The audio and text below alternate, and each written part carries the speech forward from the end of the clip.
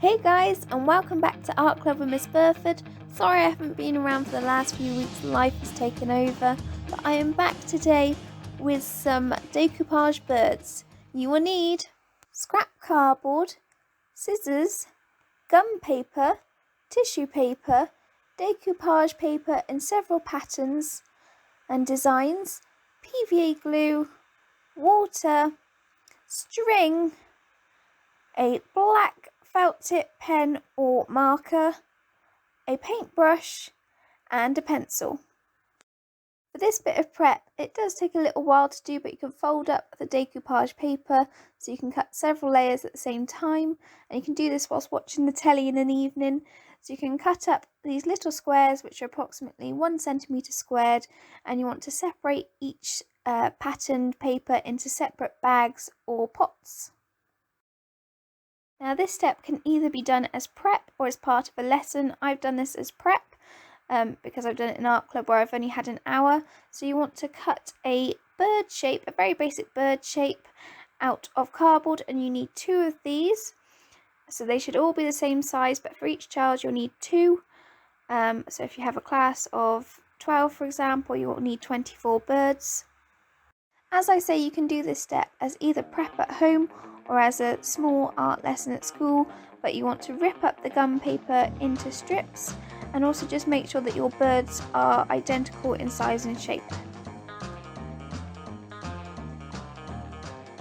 With the gum paper, what you need to do is dip it into a pot of water and then drape these strips over the edges of the bird, so you're joining the one cardboard shaped bird to the other with these gummed pieces of tape.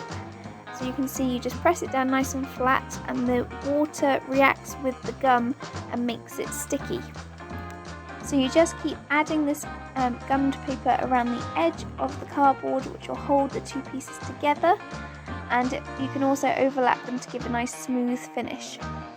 You can either do this all the way around the edge of the bird, or you can leave a section along the belly of the bird or the breast where you leave that open, and you might use some wire to create some legs for the bird. I will insert a picture to show you what I mean about wired legs. You just use florist wire and you fold it in half, twist it, and you can create some little legs with some feet so your bird stands rather than having it hanging like what we're going to do in this one.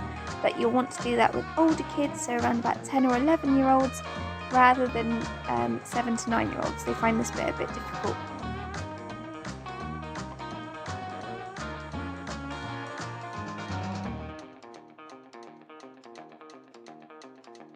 So this could either be the beginning of your art lesson if you've done this as all prep at home, or this could be a second part to your art lesson, but you're going to add some string so that your bird is able to hang, and you're just going to cut this to whatever length you want and just secure it into place by using gum paper, again dipped in water, so it's holding that string into place. You're going to hook it over on one side to the other so you have a piece of string on either side of the bird.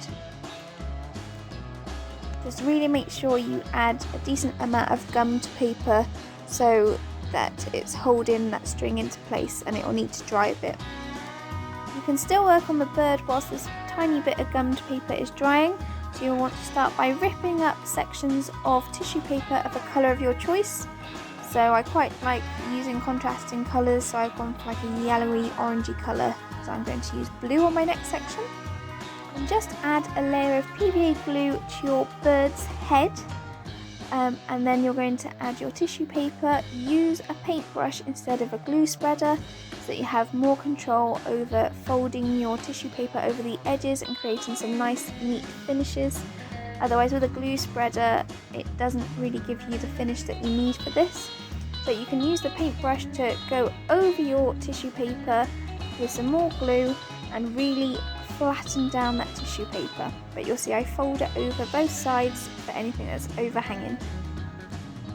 Keep layering up the tissue paper so that you have a nice vibrant colour built up from your layers of tissue paper, and this can go down as far as the neck or the breast of the bird, but definitely make sure the head's covered.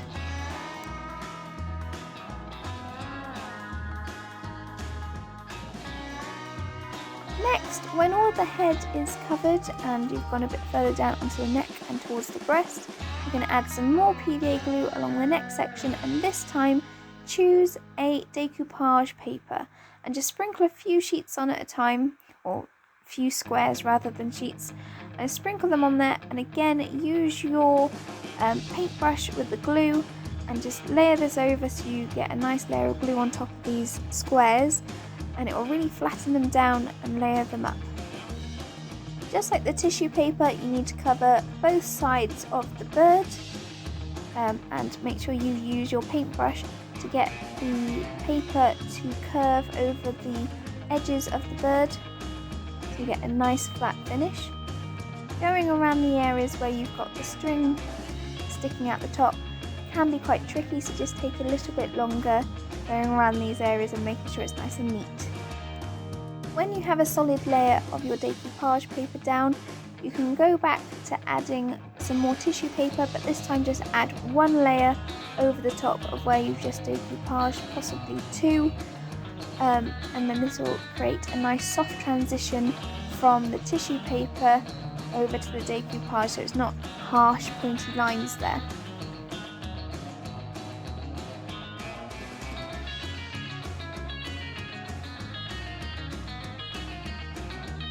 Then continue to cover the tail of the bird. This bit is probably the trickiest in my opinion, so it's better to have smaller squares or thinner and longer rectangles to cover this area, so you can really manipulate the paper around the shapes that you need it to go round. When your bird is completely covered in tissue paper and decoupage paper, you can then leave it to dry. The best way to do this is by hanging it up on a washing line and with some clothes pegs, or be creative with where you can hang it. When it has dried, you can then add an eye and add a black beak on both sides of the bird using a black marker pen. I've used a Sharpie because they are the most reliable things I find for this kind of thing, but any black marker pen will do. If you enjoyed this video, give it a thumbs up and subscribe for more art lessons like this every week and other art related content every now and then. See you next week for more art from Miss Burford!